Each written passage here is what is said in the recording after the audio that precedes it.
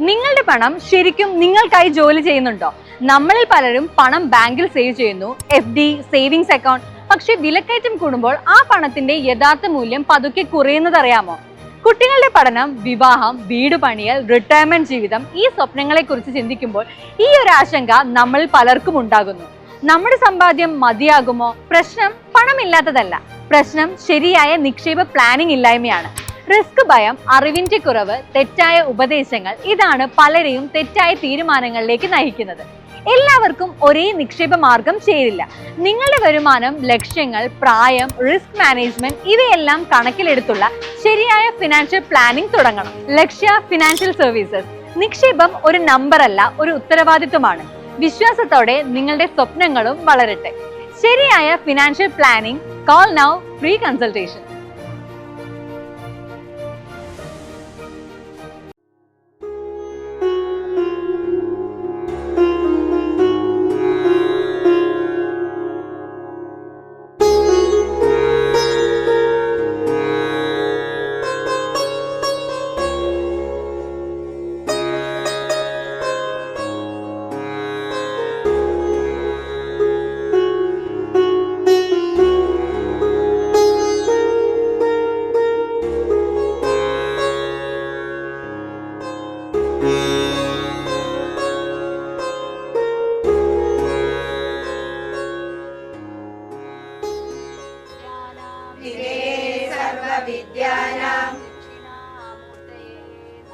दक्षिणामूर्तये नमः.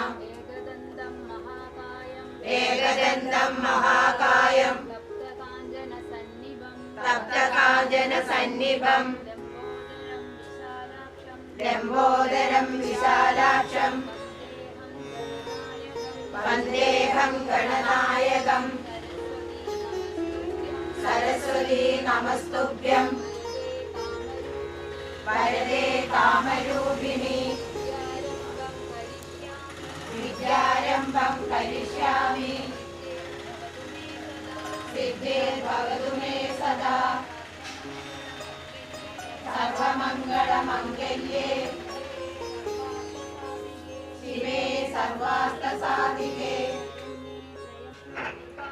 व्यासाय विष्णुरूपाय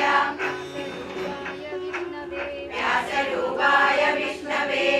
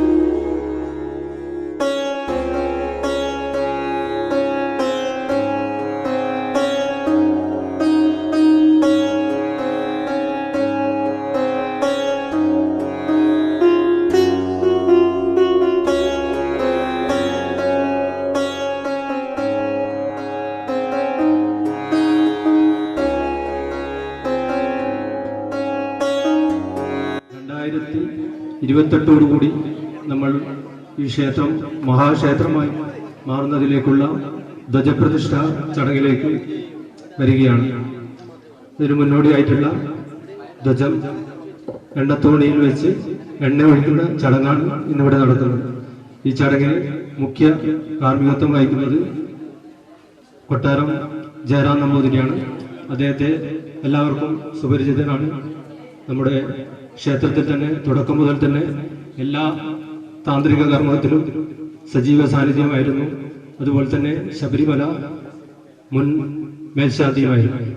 അദ്ദേഹത്തെ ഈ ചടങ്ങിനെ പറ്റി വിവരിക്കുന്നതിന് വേണ്ടി സ്വാഗതം ചെയ്യുന്നു. നമ്മൾ ചടങ്ങ് ചെയ്യുന്നതിന് മുൻപേ ഇവരാദ്യം പറഞ്ഞത് ചടങ്ങ് ചെയ്തതിന് ശേഷം പ്രഭാഷണത്തോ കാര്യങ്ങളും പുസ്തക പ്രകാശനങ്ങളും ചെയ്യാന്നാണ് പറഞ്ഞത്. അതിനേക്കാൾ കുറച്ചുകൂടെ നന്നാവുക ഇതിൻ്റെ കാര്യങ്ങൾ പറഞ്ഞു തന്നിട്ട് നിങ്ങൾ ചെയ്യുമ്പോൾ അതിന് കുറച്ചുകൂടെ ഒരു ചെയ്യുമ്പോൾ നിങ്ങൾക്ക് ഉൾക്കൊണ്ടുകൊണ്ട് ചെയ്യാൻ സാധിക്കും. അതുകൊണ്ട് അതിന് മുൻപ് തന്നെ ഇത് നടത്താമെന്ന് പറഞ്ഞുകൊണ്ടാണ് ഇതാദ്യം ചെയ്യുന്നത്. മാത്രമല്ല ഒരു കർമ്മം ചെയ്യുമ്പോൾ മനഃകൃതം കൃതം രാമ എന്ന ശരീരകൃതം കൃതം, മനസ്സുകൊണ്ട് ചെയ്യുന്ന കർമ്മത്തിന് പ്രാധാന്യം കൂടും. ഒരു പൂജയാണെങ്കിലും ആ പൂജ ചെയ്യുമ്പോൾ ഒരു മനുഷ്യൻ ചെയ്താലും യന്ത്രമനുഷ്യൻ ചെയ്താലും തമ്മിൽ വ്യത്യാസമുണ്ട്. മനുഷ്യൻ ചെയ്യുമ്പോൾ ചിലപ്പോൾ ഓർമ്മക്കുറവ് കൊണ്ട് ചില കർമ്മങ്ങളോ ചില മന്ത്രങ്ങളോ വിട്ടുപോയേക്കാം. അപ്പൊ ശരിക്കും ന്യൂനത എന്നാണ് പറയേണ്ടത്. മനുഷ്യൻ ചെയ്യുമ്പോൾ മന്ത്രങ്ങളോ അല്ലെങ്കിൽ കർമ്മങ്ങളോ വിട്ടുപോകുമ്പോൾ ന്യൂനത വരുന്നുണ്ടെങ്കിൽ പോലും യന്ത്രം ചെയ്യുന്ന പൂജയ്ക്കല്ല നമ്മൾ പൂജ എന്ന് പറയാം. മനുഷ്യൻ ചെയ്യുമ്പോഴാണ്. യന്ത്രം ചെയ്യുമ്പോൾ ഒരു പൂജയും ഒരു മന്ത്രവും തെറ്റില്ല. കർമ്മം എന്താണോ അതിനെ പഠിപ്പിച്ചത് അത് മുഴുവൻ ചെയ്യും. പക്ഷെ അവിടെ പൂജയാവില്ല എന്ന് പറയാൻ കാരണം അർപ്പണം കിട്ടില്ല. മനസ്സുകൊണ്ട് അർപ്പിച്ച് ആ പൂജ ചെയ്യാൻ ഒരു യന്ത്രത്തിന് സാധിക്കില്ല. അതുകൊണ്ടാണ് ഋഷികള് യോഗവാസിഷ്ഠത്തില് വസിഷ്ഠൻ ശ്രീരാമനോട് പറയുന്ന ശ്ലോകമാണ് മനഃകൃതം കൃതം രാമ. മനസ്സുകൊണ്ട് ചെയ്യുന്നതാണ് യഥാർത്ഥത്തിലുള്ള കർമ്മം, ശരീരം കൊണ്ട് ചെയ്യുന്നതല്ല. അപ്പൊ നിങ്ങളോട് ഇവിടെ എണ്ണ ഒഴിക്കാൻ പറഞ്ഞാല് അതിപ്പോ ചിലപ്പോൾ ഈ പൂജയ്ക്ക് മുമ്പ് ഇതിനു മുൻപ് തന്നെ ഇതൊന്നും പറഞ്ഞു തരാതെ കണ്ട് എണ്ണ ഒഴിക്കാൻ പറഞ്ഞാൽ എല്ലാവരും എണ്ണ ഒഴിക്കും. എന്തെങ്കിലും മന്ത്രം ചെല്ലാൻ പറഞ്ഞാൽ ആ മന്ത്രവും ചെയ്യും. പക്ഷെ അത് എന്തിനാ ചെയ്യുന്നത് എന്നുള്ളത് നിങ്ങൾക്ക് അറിയുന്നില്ലെങ്കിൽ അതുകൊണ്ട് പ്രത്യേകിച്ച് നമ്മൾ ഉദ്ദേശിച്ച ഫലം കിട്ടിയെന്ന് വരില്ല. അതുകൊണ്ടാണ് അത് ആദ്യം ചെയ്യാതെ പറഞ്ഞത്. ക്ഷേത്രം എന്നുള്ളത് പല തരത്തിലുണ്ട്. ഇന്നത്തെ കാലഘട്ടത്തിൽ ക്ഷേത്രം എന്ന വാക്ക് കേൾക്കുമ്പോൾ ഓരോരുത്തരുടെ ഉള്ളിൽ ഓരോരോ ചിത്രങ്ങളായിരിക്കും വരുന്നുണ്ടാവുക. പഴയ കാലഘട്ടത്തിൽ അങ്ങനെയല്ല. ദേവാരാധന നടക്കുന്ന ഓരോ സ്ഥലത്തിനും ആ പേര് പറയുമ്പോൾ തന്നെ അവിടെ എന്ത് തരത്തിലുള്ള ആചാരം നടക്കുന്നത്, എന്താണ് ദേവത എന്നുള്ളത് കൃത്യമായിട്ട് അറിയാൻ സാധിക്കും. ഇപ്പോഴ് ഈശ്വരാരാധന നടക്കുന്ന ഒട്ടുമിക്ക സങ്കേതങ്ങളെയും ക്ഷേത്രം ക്ഷേത്രം ക്ഷേത്രം എന്നാണ് വിളിക്കുന്നത്. സാധാരണ നമ്മുടെ നാട്ടില് കാവുകളുണ്ട്, കോട്ടങ്ങളുണ്ട്, മഠപ്പുരയുണ്ട്, പുടിക്കളുണ്ട്, ക്ഷേത്രമുണ്ട്. ഇതെല്ലാം വേറെ വേറെയാണ്. പൊടിക്കളെന്ന് കേട്ടാല് സാമാന്യം അതിനെക്കുറിച്ച് അറിയുന്ന ആൾക്ക് അറിയാം മുത്തപ്പന്റെ അമ്പലമാണ്. പക്ഷെ അവിടെ മഠപ്പുര ആയത് ഒരു ശ്രീകോവിലൊന്നും ഇല്ല. ചെറിയൊരു ദേവതാ സങ്കല്പം സ്ഥാനം ഉണ്ടായിരിക്കും. പക്ഷെ അവിടെ മുത്തപ്പനെ വെള്ളാട്ടൊക്കെ കെട്ടിയാടിക്കും. അത് മഠപ്പുരയാവുമ്പോൾ അതിന്റെ സ്വഭാവം ഒന്നും കൂടെ മാറും. മുത്തപ്പൻ തന്നെയായിരിക്കും, പക്ഷെ അതിന്റെ സ്വഭാവം മാറും. കാവ് എന്ന് പറയുമ്പോൾ കാവ് തന്നെ പലതരത്തിലുണ്ട്. സർപ്പക്കാവുണ്ട്, അയ്യപ്പൻകാവുണ്ട്, അതുപോലെ തന്നെ ഭഗവതിക്കാവുണ്ട്. കോട്ടെന്ന് പറയുമ്പോൾ അതൊന്നും കൂടെ മാറി. കാവും കോട്ടവും ഒക്കെ ഏകദേശം ഒരുപോലെയാണെങ്കിലും തെയ്യം കെട്ടിയാടിക്കുന്ന സ്ഥലങ്ങൾക്ക് ബ്രാഹ്മണരുടെ പൂജയും തെയ്യവും ഒരുമിച്ച് വരുമ്പോൾ അത് കോട്ടെന്നാണ് പറയുക. അല്ലെങ്കിൽ കാവിലും ചിലയിടങ്ങളിൽ അങ്ങനെ വരും. ക്ഷേത്രം എന്ന് പറയുമ്പോഴാണ് ഇതുപോലുള്ള അമ്പലങ്ങൾ വരിക. ആ ക്ഷേത്രത്തിൽ തന്നെ മഹാക്ഷേത്രങ്ങളുണ്ട്, ഒരു സാധാരണ രീതിയിലുള്ള ക്ഷേത്രങ്ങളുണ്ട്, മഹാക്ഷേത്രം വരുമ്പോൾ അതിന് അംഗങ്ങളുണ്ട്. ആ അംഗങ്ങളില് ഓരോന്നും നമ്മളുടെ ശരീരവുമായി ബന്ധിപ്പിച്ചിട്ട് അതിന് ഒരു ഒരു പ്രമാണം പറയാറുണ്ട്. ഗർഭഗ്രഹം ശിരപ്രോക്തം ധാരാളമുഖം തഥാ സുഖാസനങ്ങളും ജീവബാഹുശ്ചാർത്ഥം എന്ന് പറഞ്ഞിട്ട് ശരീരഭാഗങ്ങൾ പറയും. അതിന് ദേവതാംഗം, അംഗങ്ങളായിട്ടുള്ള ഭാഗമുണ്ട്, അംഗങ്ങളല്ലാത്ത ഭാഗമുണ്ട്. ശ്രീകോവില് മണ്ഡപം ചുറ്റുമ്പോഴൊക്കെ അംഗങ്ങളാവുമ്പോൾ നടപ്പന്തൽ അംഗമല്ല. നടപ്പന്തൽ നമുക്ക് സൗകര്യത്തിലൂടെ ചെയ്യുന്നതാണ്. അതിപ്പോൾ എല്ലാവർക്കും ഉണ്ടാവുന്ന നിർബന്ധമുള്ള വിഷയമല്ല. വലിയ വലിക്കല്, ധ്വജം, പ്രാകാരം, ഗോപുരം ഇതൊക്കെ അംഗങ്ങളാണ്. പ്രാകാരം എന്ന് പറഞ്ഞാൽ ഓർമ്മതി. അംഗങ്ങളും അംഗങ്ങളല്ലാത്തതും തമ്മിൽ ആവശ്യമുള്ളതും അത്യാവശ്യവും എന്നുള്ളതാണ് വ്യത്യാസം. ഇവിടെ ധ്വജം എന്ന് പറയുന്നത് ഒരു ക്ഷേത്രത്തിന്റെ അംഗപൂർത്തി വരുത്താനുള്ളതാണ്. ആ അംഗപൂർത്തി വരുത്തുന്ന ധ്വജത്തെ സംബന്ധിച്ച് എന്തിനാണ് ഒരു ക്ഷേത്രത്തിൽ ധ്വജം? ശരീരത്തിലെ ഹാർട്ട്, ലിവർ, കിഡ്നി ഇതിന്റെ ഏതെങ്കിലും ഒന്നിന്റെ പ്രവൃത്തി നമ്മൾ ഏൽപ്പിച്ചറിഞ്ഞു കൊടുക്കില്ല. അതുകൊണ്ട് ഋഷികൾ പറയുന്നത് ഇങ്ങനെയൊരു സിസ്റ്റം ശരീരത്തിൽ ഉണ്ടാക്കിയിട്ട് അതിനെ മുഴുവൻ നിയന്ത്രിക്കുന്ന ഒരു നിയന്ത്രാതാവായിട്ട് ഞാനിരിക്കുന്നു എന്നാണ്. അതുകൊണ്ടാണ് ഭഗവാൻ പറഞ്ഞത് പ്രാണിനാം ദേഹമാശ്രിത പചാമി അന്നം ചതുർവിധം. അതത് ജീവജാലങ്ങൾ കഴിക്കുന്ന ഭക്ഷണത്തെ 4ആയിട്ട് ഡൈജസ്റ്റ് ചെയ്യുന്നത് ഞാനാണ്. ഈ മോഡേൺ സയൻസ് ശരീരത്തിന്റെ ഇതൊക്കെ പഠിക്കുന്ന സമയത്ത് പഠിക്കുന്നതിനും എത്രയോ നൂറ്റാണ്ടുകൾക്ക് മുമ്പ്, ശരീരശാസ്ത്രം പഠിക്കുന്നതിന് മുൻപ് തന്നെ ഗീതയിൽ ഭഗവാൻ പറഞ്ഞു വെച്ച വാക്കാണ്. അതുകൊണ്ട് ജീവനാണ് ഈശ്വരൻ. ആ ജീവൻ നമുക്ക് കാണാൻ പറ്റുമോ? കാണാൻ പറ്റില്ല. അത് കാണില്ല എന്നുള്ളത് കൊണ്ട്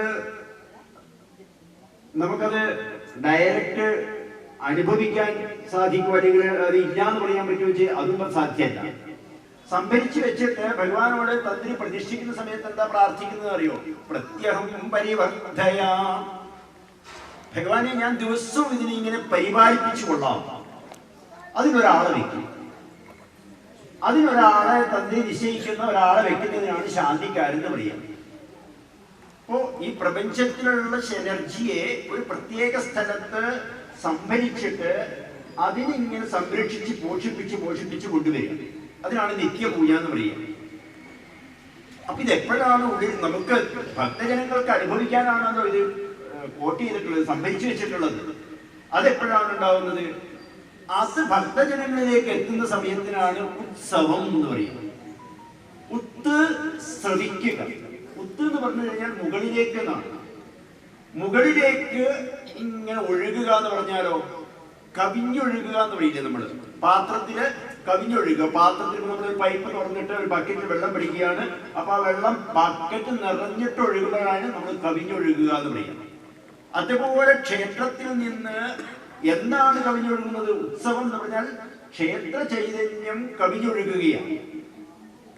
ആ കവിഞ്ഞൊഴുകുന്നതിന് കാരണമായിട്ടുള്ള ക്ഷേത്ര അംഗമാണ് ധ്വജം. ഇപ്പൊ ധ്വജം എന്തിനാണെന്ന് നമുക്ക് ഉറപ്പായല്ലോ. ധ്വജത്തിലൂടെയാണ് ഈ ചൈതന്യം നമ്മളിലേക്ക് ഒഴുകുന്നത്. അതുകൊണ്ടാണ് ഉത്സവകാലങ്ങളില് ഗ്രാമത്തിലുള്ളവര് ആ ഗ്രാമത്തിലേക്ക് തിരിച്ചെത്തണം, ഗ്രാമദേവതയുടെ അനുഗ്രഹം കിട്ടാൻ വേണ്ടിയിട്ടാണ്. മാത്രമല്ല ഉത്സവകാലങ്ങളില് നല്ല തിരക്കുണ്ടെങ്കിൽ നിങ്ങൾ ഗുരുവായൂർ പോവാണ്, നല്ല തിരക്കാണ്, ദൂരെ ധ്വജം നോക്കി തൊഴുതുള്ളൂ. അകത്ത് തൊഴുത ഫലം നിങ്ങൾക്ക് കിട്ടും. കാരണം അകത്ത് നിന്ന് ആവാഹിച്ചിട്ട് ദേവതാ ചൈതന്യ ധ്വജത്തിന്റെ മുകളിലേക്ക് കൊണ്ടുപോകും. അതിനാണ് കൊടിക്കൂട. ആ ദേവതയും ഈ ധ്വജവും തമ്മിലൊരു കണക്ഷൻ ഉണ്ടാവും. അതിനു വേണ്ടിയിട്ടുള്ള ധ്വജമാണ് നമ്മളിപ്പോ ഇവിടെ എന്ത് ചെയ്യണത്? എണ്ണത്തോടിയിലിടുന്നത്. ഇതിന്റെ ലൗകികമായ ഫലം പറയാതെ, ലൗകികമായ ഫലം നമ്മൾ ചെയ്യുന്ന കർമ്മം യാവത് സൂര്യശ്ച യാവത് തിഷ്ഠതി മേദിനി താവത് ത്വയാത്ര ലോകേശ സ്ഥാതവ്യം ഇഹ സർവദാ. ഭഗവാനെ അങ്ങ് എത്ര കാലം ഇവിടെ നിലനിൽക്കണം എന്നാണ് പ്രാർത്ഥിക്കുന്നത്? ഞങ്ങളാണ് പ്രതിഷ്ഠിച്ചത്. ഇപ്പോഴത്തെ മനുഷ്യരുടെ സ്വഭാവം അങ്ങനെയാണ്. കാരണം എന്താ? ഞാൻ നട്ടിട്ടുള്ള മാവുന്ന എനിക്ക് മാങ്ങ കിട്ടണം, അങ്ങനെയാ നമ്മുടെയൊക്കെ നിയമം.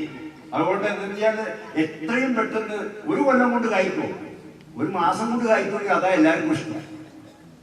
നമ്മളുടെ പൂർവികന്മാർ അങ്ങനെ ആയിരുന്നില്ല. കാരണം അവർ നട്ടിട്ടുള്ള തെങ്ങുന്ന അവർക്ക് തേങ്ങയും കിട്ടൂല, മാങ്ങയും കിട്ടൂല, ഒന്നും കിട്ടില്ല. അവരുടെ മക്കളൊക്കെയാണ് ഉപയോഗിക്കുന്നത്. അതുപോലെയല്ല ഇവിടെ ഋഷികൾ അതുപോലെയാ പറയണത്. പ്രതിഷ്ഠ ചെയ്യുമ്പോൾ യാവചന്ദ്രശ്ച സൂര്യശ്ച, സൂര്യചന്ദ്രന്മാരും ഭൂമിയുമുള്ള കാലത്തോളം ഇവിടെ ആരും ഒന്ന് പ്രാർത്ഥിച്ചാലും ഫലം കൊടുക്കണം ഭഗവാൻ. അപ്പൊ എന്ത് വേണം? ഈട് വേണം. ഈട് നിൽക്കണമെങ്കിൽ അതിനനുസരിച്ചിട്ടുള്ള കോൺക്രീറ്റ് കെട്ടിടം മതിയോ? എത്രയോ ഈട് നിൽക്കുന്ന സാധന സാമഗ്രികളെ കൊണ്ടായിരിക്കണം ഉണ്ടാക്കേണ്ടത്.